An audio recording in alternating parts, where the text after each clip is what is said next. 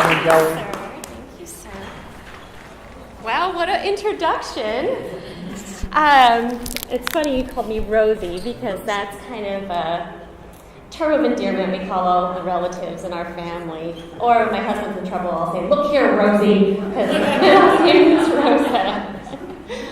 Oh, well, thank you so much for that amazing, amazing introduction. I have to say, my heart is pounding right now because it is absolutely pure joy for me to be here with you all today. It's an incredible privilege and a blessing. So thank you for that amazing introduction. Let me just take a moment and say thank you to Ben and the incredible team of members and volunteers at the Michigan Lupus Foundation for this incredible opportunity to speak at your symposium. It is truly a privilege and an honor, like I said, to be here speaking alongside such distinguished professionals as Dr. Thomas, who I profoundly admire. In fact, I kind of geeked out a little bit when I saw him for the first time. Do you know who you are? I know who you are. You're a really big deal. I'm so happy to meet you. And Donna Oram, who, if it was humanly possible to somehow prove that we are indeed twins separated at birth, I would believe it. Not only because of our supernaturally strong bond that her and I share, but our strikingly similar looks, despite our couple-year age difference. Now, for those of you who are unfamiliar with my work in the lupus community and my personal lupus story, I wanted to take a moment to introduce myself and give a brief history on me and my somewhat surprising journey, which has led me to this very moment. So I have been living with systemic lupus for almost 28 years. And you know, it was not that long ago when the medical community actually believed only women of childbearing age developed lupus. So I was somewhat of one of those unusual child cases. And I, as a child, had lived with a bleeding disorder. But things became increasingly more complicated when, at age 11, I contracted Epstein-Barr virus. And as we just heard from Dr. Thomas, that is a virus which is now known to be one of the most common viruses attributed with the onset of lupus. How many else out there have had Epstein-Barr virus? Right. I had come home from dance class and didn't feel well. My mother didn't think much of it, just another run-of-the-mill winter flu bug. The concern set in with the fever hit and the body aches and the swollen glands and the debilitating fatigue. I was out of school, this was 6th grade, for over a month. And when I went back to school, things were never the same again. My pediatrician believed that the virus was dissipating, yet my health declined. And then it appeared that something else was bubbling to the surface. Something very fierce was inside of me, attacking my joints. It started in my knees. I couldn't walk anymore. It caused terrible pain, headaches, fatigue, sun sensitivity. This fierce force forced me out of school permanently. There I am, high school, in the hospital. There I am too. So by the age of 12, I had been hospitalized approximately half a dozen times with what doctors believed was juvenile rheumatoid arthritis. And as Dr. Thomas noted, that juvenile rheumatoid arthritis are very common lupus overlap illnesses that can be misdiagnosed, or even you could have them together. I was wheelchair bound, severely weak. I could not bathe myself. I was in excruciating pain, and the disease was spreading. Every day it felt like something new, and I'm sure many of you who are newly diagnosed feel that way too. Every day it's something new. And I was given, like many of you, every medication available Put this down a little bit more. There you go. to stop the avalanche of symptoms. Then a new layer of truth was discovered. Additional lab tests revealed that I had systemic lupus erythematosus, and more medications followed. I missed 6th grade, all of junior high, and my freshman and sophomore and junior years of high school. I was in the hospital most of the time. I was only remotely healthy enough to attend my senior year of high school, and even went to prom with a broken foot, I might add, because I was on so much steroids. So that was special, but I made the most of it. So over the almost 28 years, and it's so hard for me to say that, 28 years of living with lupus, I have suffered from multiple organ involvement, blood issues, and musculoskeletal complications. And I have been hospitalized, believe it or not, dozens of times. And my longest stay was actually for 5 months at Children's Hospital, Los Angeles, because I'm from Southern California. And those are some of the pictures from my time in the hospital.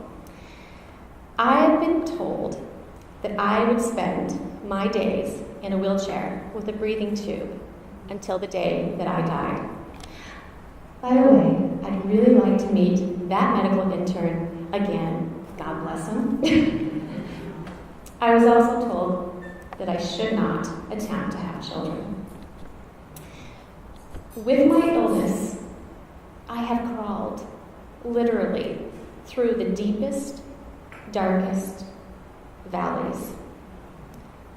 In fact, I wasn't going to go there, but if any of you know me, you know that vulnerability and authenticity and transparency is my jam, so I'm just going to tell you this story.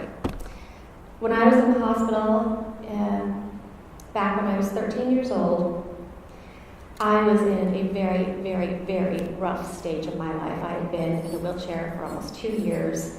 My muscles had atrophied, my joints were frozen, I couldn't move, and the doctors decided, for whatever reason, that tough love was something that they needed to do to kind of push me out of this, break me through this funk that I was in physically. So they took my wheelchair away. And physical therapy and occupational therapy and aquatic therapy, my other appointments were down the hall on the top floor of Children's Hospital, Los Angeles. And I had to crawl to get to my appointments. I was on the ground crawling to get to my physical therapy appointments and occupational therapy appointments. So when I say I get it, and when I say I have crawled literally through the deepest, darkest valleys, I mean it. My doctors thought it was best to push me and really push me, and I was so desperate to get out of there, and I was so humiliated. I'm sure many of you have had times where you just feel like, can this get any worse? Ben and I were talking about that last night. Feels like hell on earth sometimes, doesn't it? But with my illness, there's some of my hospital bands, just a few that I found the other day going through my drawer. But with my illness, I have also felt the triumphs of reaching what felt like impossible peaks.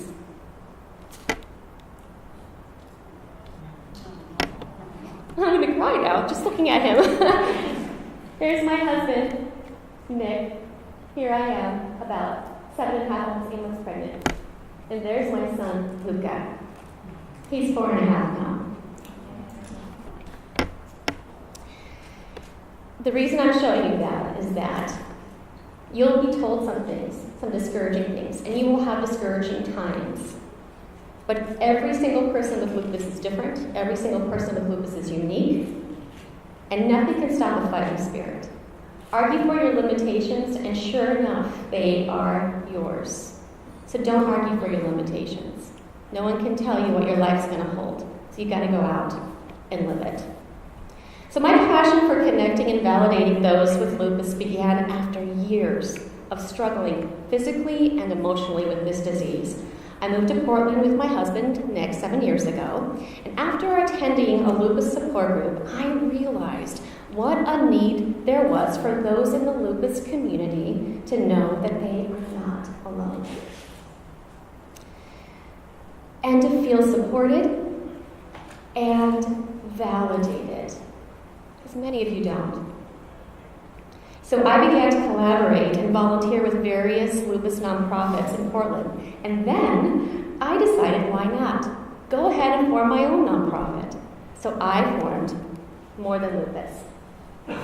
Now, More Than Lupus was created as a place for those who were just diagnosed, which many of you are, or those that have been living with lupus for decades, which many of you are as well, can connect and grow and inspire others through the peaks and through the valleys of your lupus journey. Through my blogs and through the Lupus Live Facebook chats, which many of you watch. It's so wonderful to meet all of you here that watch those chats weekly, and the Instagram Live chats, and in-person support groups that I lead in Portland. I can help assist in giving thousands of individuals not only hope, but a voice in a world where many still do not understand lupus nor take it seriously. I encourage you, if you haven't done so already, to check out morethanlupus.com and read the blogs and join the live Facebook chats. I have met so many incredible lupus brothers and sisters. We truly are a family. Aren't we, Donna? We truly are. We are a family. And there's more room at the family table, and we want you to pull up a chair.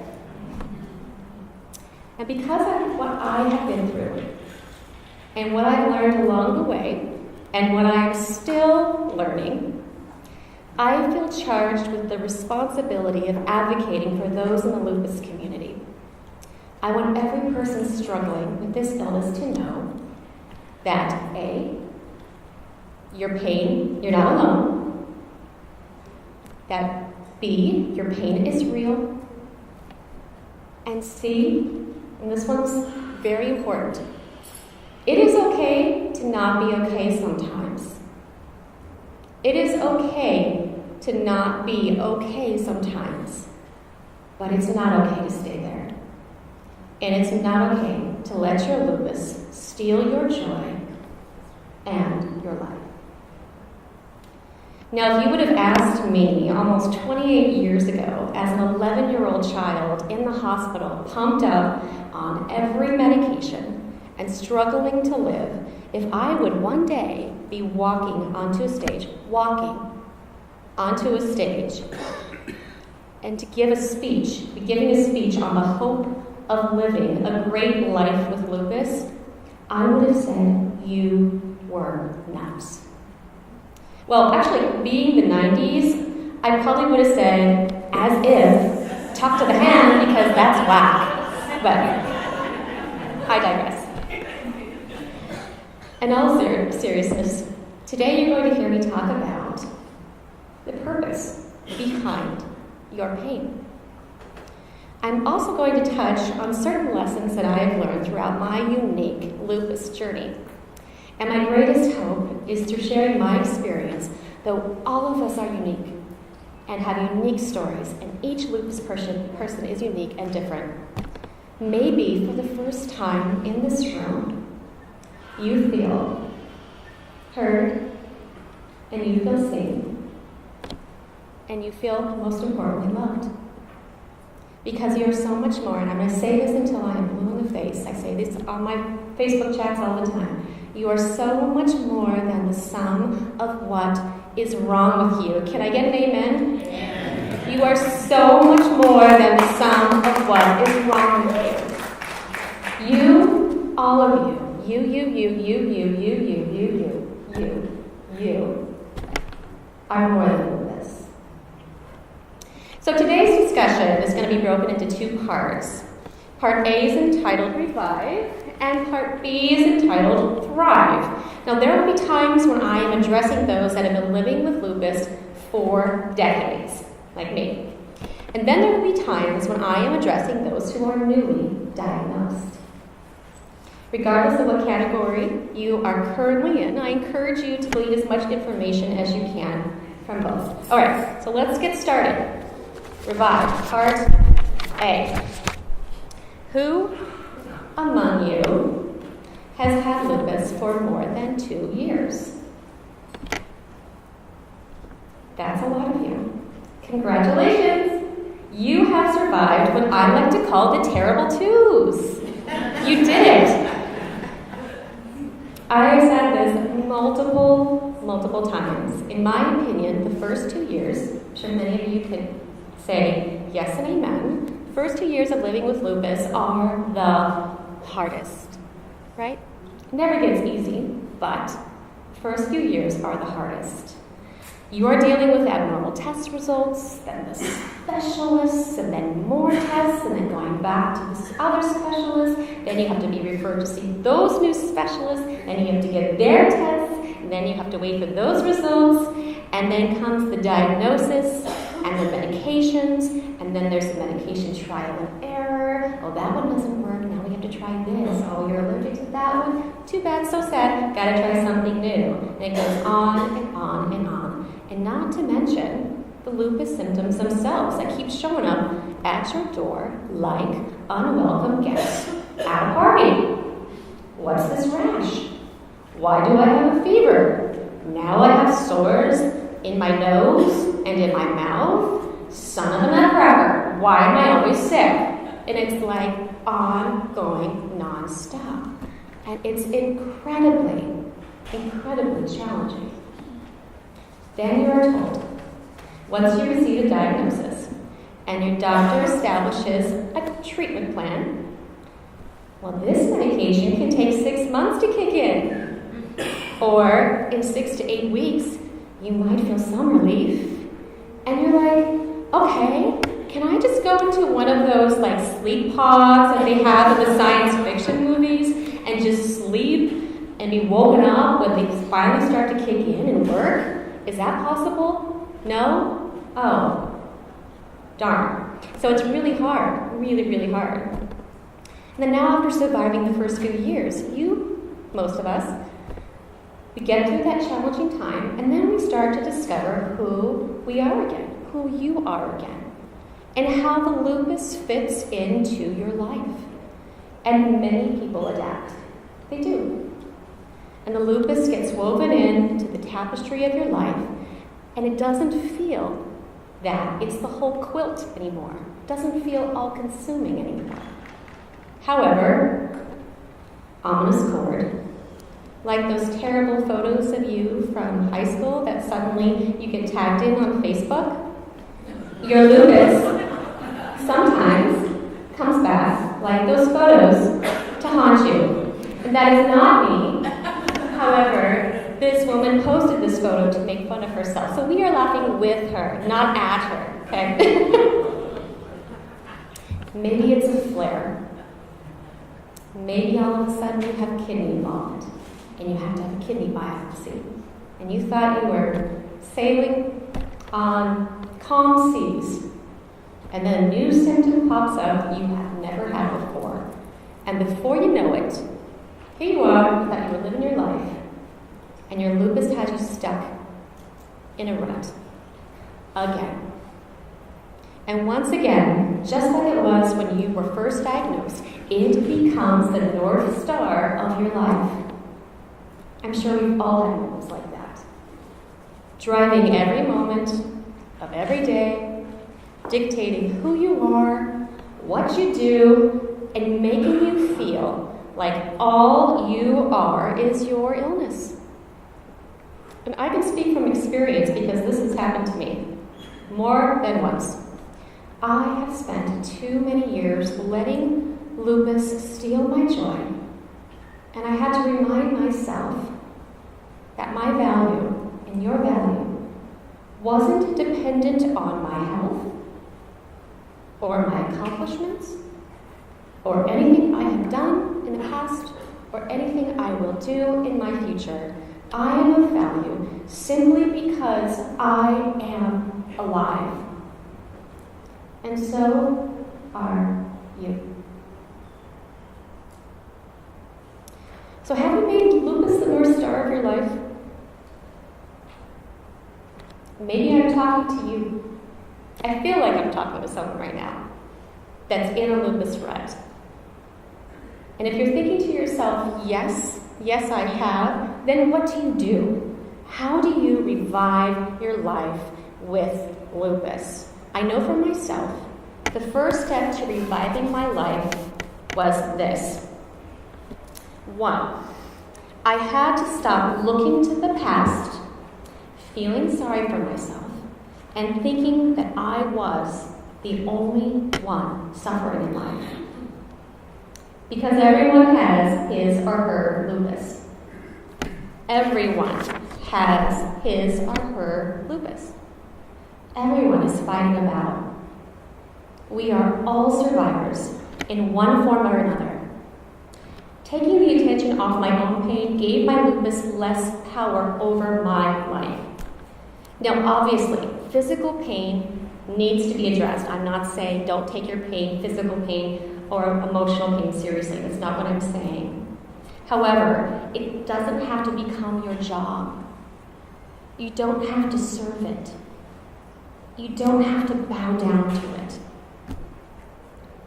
And you don't have to compare your pain to others. I could probably do an entire speech on the evil of comparison and how easy it is to get caught up in, well, that person looks great. They must be feeling wonderful. They must have it so easy. And then we start to get in our heads about that, don't we? So remember this. Comparison hurts. Compassion heals. Comparison hurts. Compassion heals. So put that in your pipe and smoke it, lupus.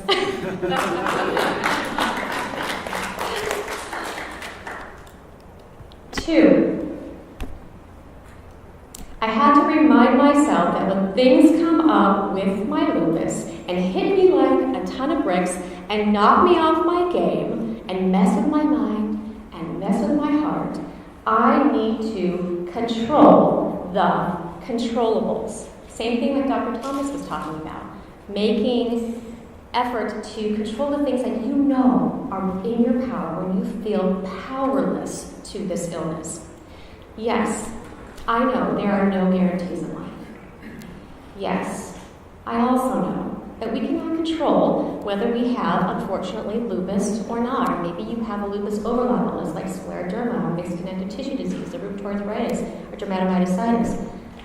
But you can, I can, control how I choose to respond to my lupus. And I can control my attitude. Write this down. Lupus is not contagious, but a bad attitude is. How many times have we woken up and we feel terrible, we're stiff as a board, we're mentally fuzzy, we're exhausted, and we feel like we have this weird combination of jet lag, yet like the body flu, and then it feels like we just got ran over by a bus, and we're in a bad attitude immediately as we wake up in the morning. And that attitude affects us the rest of our day, and it makes us emotionally and physically feel worse. Now, Abraham Lincoln once said, which, by the way, I'm sure many of you were betting how long it would take before I quoted Abraham Lincoln, so here you go. He said, I claim not to have controlled events, but confess plainly that events have controlled me. You make your choices, and your choices make you. Best thing you can do is control the controllables. Let go of the things you cannot change. Don't get stuck on them. Be intentional with your words and with your actions and how you set up your day. They can help you or they can hurt you in your lupus journey, and the choice is entirely yours. Now 3. So what is going to help you with your attitude and controlling the controllables? Living your best life with your lupus. And you can do this partly by setting goals, finding new passions, or reviving an old passion. One of the things I hear most often from people who reach out to me via Facebook or my website or private message is that when they're first diagnosed with lupus, they feel like their life is over. That they no longer can have the passions and desires that they once had. they might as well just close the curtain and throw in the towel. And that, my friends, is a falsehood above all falsehoods. You just have to figure out what is your new normal. When I was first diagnosed, I was 11 years old. 11. I was a very active child, and I loved to dance. I was the kid who lived at the dance studio, taking several dance classes a week, every night after school. Then I got sick, and suddenly all of that seemed like it was gone, and it would never happen again. I went from the dance floor to the hospital floor, just like that. It was incredibly challenging making the paradigm shift to finding new things that could take the place of my love of dance. But in order for me to stay sane, I had to. And I discovered dance in its purest form was art. And art in all of its forms, whether it be poetry, or fine art, or design, or music, or theater, or photography, it brings me joy. I moved forward, embracing what I could do, and tried to not focus on my limitations. Because if you spend your time mourning what could have been, and focusing solely on your limitations, you miss out on experiencing life and the beauty of today. You do. So what about your goals? What about your passions? Maybe you want to set tangible goals with your doctor. Maybe you want to say, I would like to be on prednisone in 6 months, or 8 months, or a year. Or I would like to be able to take a special trip with my family. Or maybe you want to write a book. Maybe you want to volunteer. Well, let me tell you, friends, today is the first day of the rest of your life. And your survival rate for getting through all of your bad lupus days is 100%. So well done. You're here. And I hate to remind you this, but we all have a finite amount of days on this earth. So don't squander them waiting for when you are lupus-free to start living. I start to get a little angry. I can feel myself getting all worked up here. Don't let lupus have power over your life and steal your joy and the essence of who you are. It does not deserve the right to do that. So don't hand your life over to lupus or to other people's opinions about your lupus. I heard a yes. Don't hand your life over to your lupus or other people's opinions about your lupus. Take your life back. Take your life back. And I promise you will feel revived if you do. Okay, now I'm going to talk a little bit about what it means to thrive. Who out there is newly diagnosed with lupus, say 6 months? How long has it been for you? 6 months. Anyone else? How long has it been for you? 3 months. And I'm sure other people who will be watching this later will be newly diagnosed as well. Well, I have to say, I am so proud of you. I am so proud of you. You are here. And that is a valiant effort. I wouldn't have been where you are all those years ago. That is a valiant effort to, on your part, A, be a part of the land of the living, and B, be proactive with learning more about how to live your best life with lupus. This shows me that you're not taking this lying down. And that's incredibly moving. Let me say this. For those that are newly diagnosed, when a person is handed the news that he or she has a chronic, life-altering disease like lupus, it's quite common to feel overwhelmed, to say the least. The test results and the procedures, question marks, the misdiagnosis, the medications, they all roll in like the tide, and they can catch you off guard and knock you flat. And if that is your current situation, to the newbie loopies here, what I like to call them, you are not alone.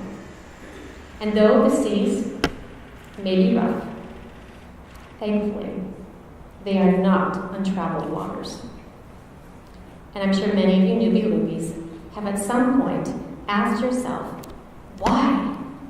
Why now? Maybe you have had lupus for a while and you're asking yourself that.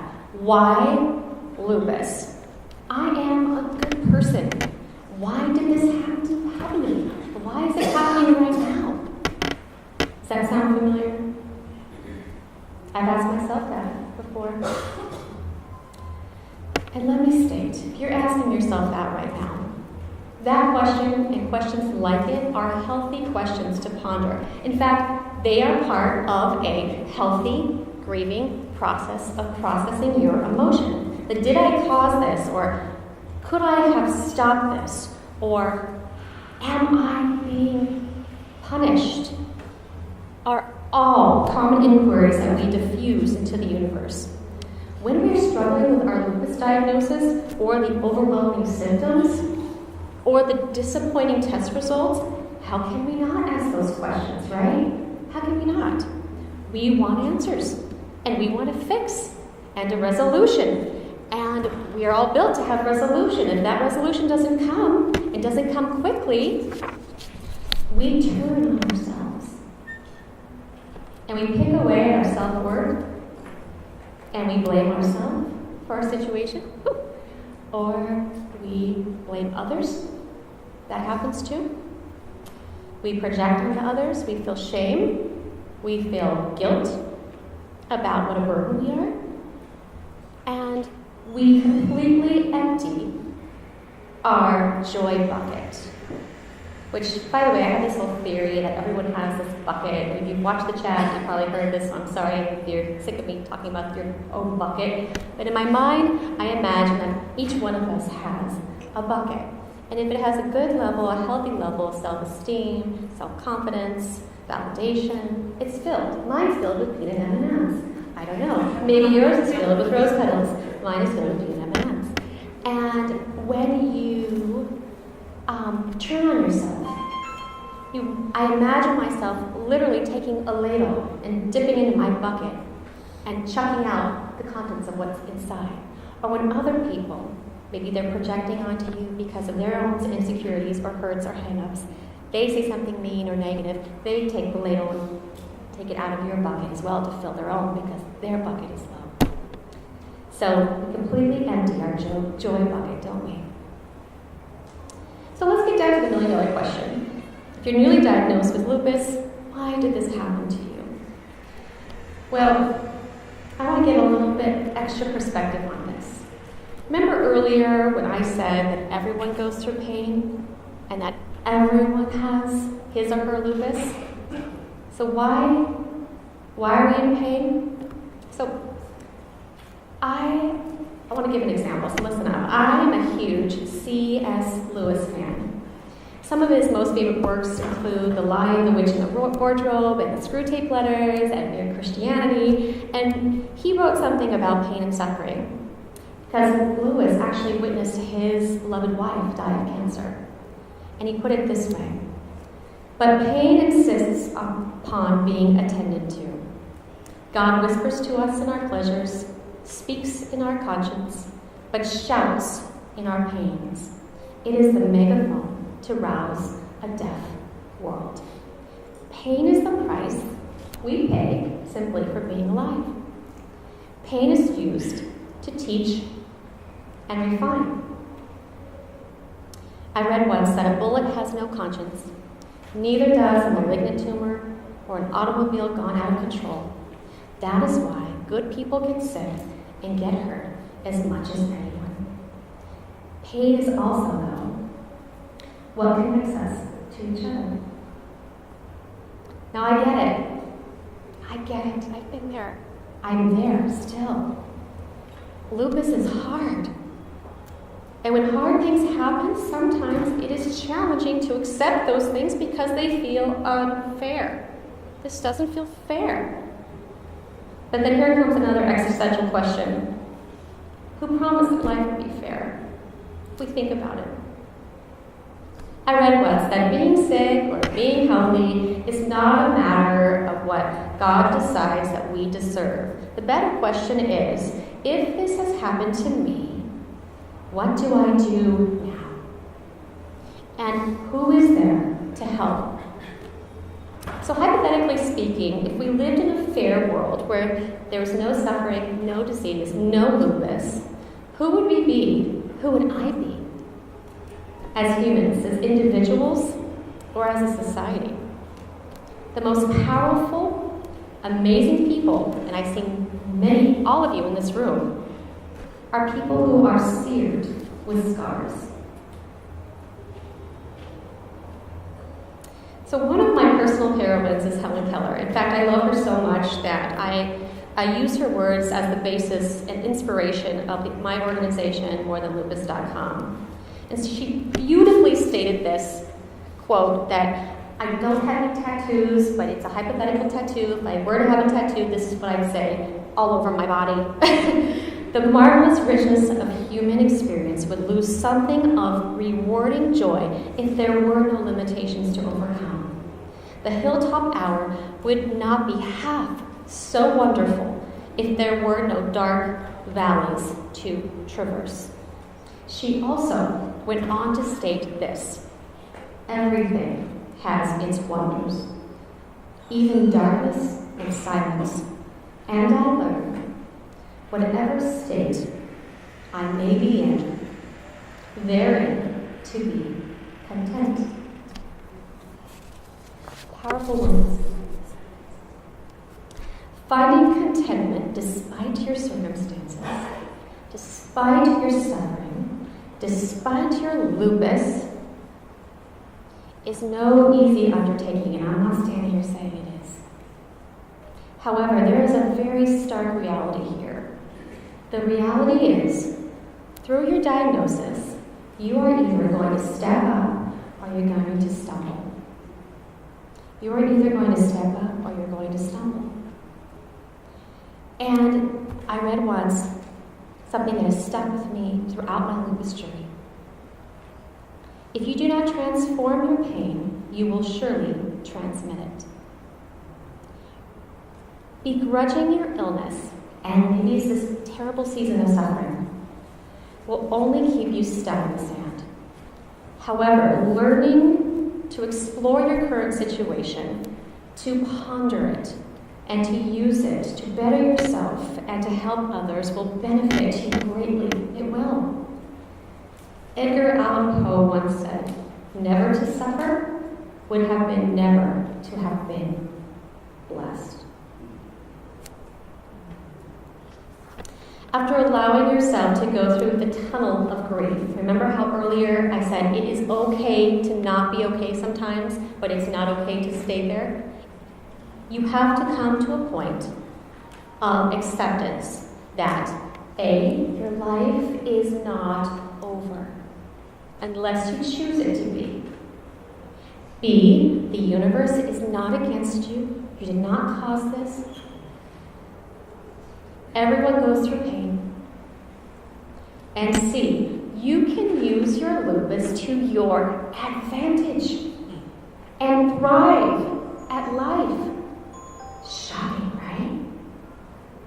You're like, what did you just say? You can use my lupus towards my advantage? Kelli, you must be taking crazy pills, right? Well, though I am highly medicated at all times, I am dead serious about that. And I know I'm serious about it because look at me. I'm using my illness to connect people with lupus all over the world. And you can use your illness to your advantage too by fostering connections with other people, discovering joy in your new normal, and transforming your pain into passion. So let's talk a little bit about fostering connections. I'm going to state something right now. Guess what? Your lupus likes to trick you to think that you're alone, and that you're all alone, and that no one gets you or understands, and you're the only one up at night, sleepless, that you're the only one going through this type of pain, that you're the only one having to go to all these appointments, and you're the only one having to have these tests, and you're the only one that's scared all the time about this thing lurking around the dark corner, just waiting to pounce. But you are not alone. You're not alone. Lupus is scary and hard, but there are people out there who understand what you are going through. Use this experience to connect you to others, and not just others who have lupus or maybe other lupus-like illnesses. Having this illness has taught me compassion. It has taught me empathy on a whole other level. I can literally, we were talking about this last night, I can literally look at someone and know if they are in pain. I instantly feel connected to a person because I've lived almost my entire life in physical pain. I can love and accept and validate other people's experiences because of my own, and that is a powerful gift that we all have. It is. So talking about fostering connections, let's talk a little bit about tips to discover your new normal. For me, number one is cultivating an attitude of gratitude. I'm going to give you a tip. When you wake up in the morning, no matter how bad you're feeling, no matter how stiff your joints are, no matter how bad your head hurts, no matter how little sleep you got the night before, say these words to yourself. I choose joy. Author M.J. Ryan explains, if you only focus on what's wrong, you will not experience joy. You will experience discouragement, depression, and low self-esteem. But when you focus on what's right about a situation, the exact same situation, you're increasing your possibility that you will experience joy and happiness. So tomorrow, try when you wake up in the morning, counting your blessings, not your calamities. You may be in pain, but guess what? Maybe you're walking. You may have had a rough night, but guess what? You woke up this morning and you're alive. If you do, you will be taking the first step to reviving your life. And I guarantee you will not regret that first step. Next, praise yourself for who you are and not what you do. For many who are diagnosed with lupus, a future change or loss, change, cutback, loss of a job may be inevitable. And this can be an incredible loss. I know many of you are going through this right now, and I want to be sensitive to that. And a giant steel joy. But making the realization that your value is not in what you do can take time, but is essential to moving forward with your new normal and finding joy. I read once that you are valued because you exist, not because of what you do or what you've done, simply because you are. Next, let go of the past. And this is one of the hardest ones to conquer. Henry Wadsworth Longfellow once said, "Look not mournfully to the past, it comes not back again. Wisely improve the present, for it is thine." You cannot enjoy today if you are constantly living in the past. Past hurts, past hang-ups, past hobbies that you've lost, past heartbreaks, past good health. It's important to process the pain, but then to let it go and to move on. And then lastly, how do you transform your pain to passion? You start with welcoming new experiences.